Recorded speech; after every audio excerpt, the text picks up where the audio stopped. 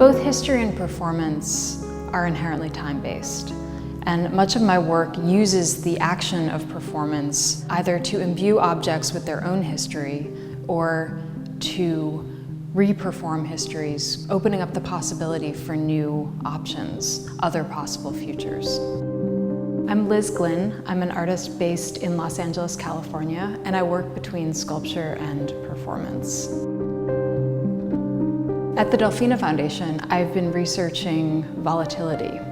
I've been interviewing various professionals in the financial system about the idea of uncertainty, looking at this idea of commodifying uncertainty itself, the idea that uncertainty can be traded. The performance I've been workshopping at the Delfina Foundation draws its imagery from the British Museum. I've been looking at ancient Hellenistic sculptures, Egyptian stelae, and many other objects in the museum's collection, and using that to develop a vocabulary of movement. Their movements are contextualized with text drawn from the wall didactics of the British Museum, as well as stories ripped out of the newspaper in the last couple of weeks.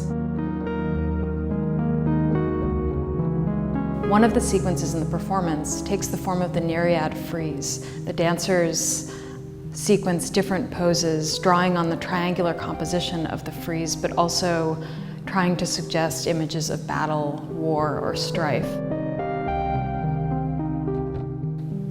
As the dancers cycle between the different poses, they reflect upon the text and begin to speak.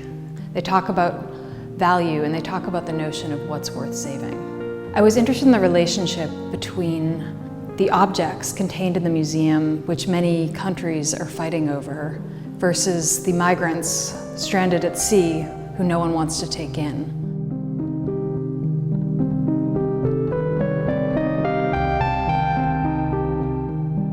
The video documentation of the performance was shot on site at Crystal Palace Park, a sort of strange anachronistic site containing sphinxes reconstructed from the original Crystal Palace, an arch evocative of the first Crystal Palace, which burnt down on the site many years prior in the 1930s.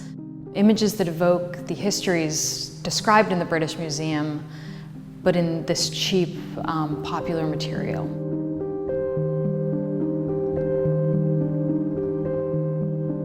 Volatility in the financial system and the contents of the British Museum might seem like distantly related topics, but for me, the issue comes back to the notion of cultural value.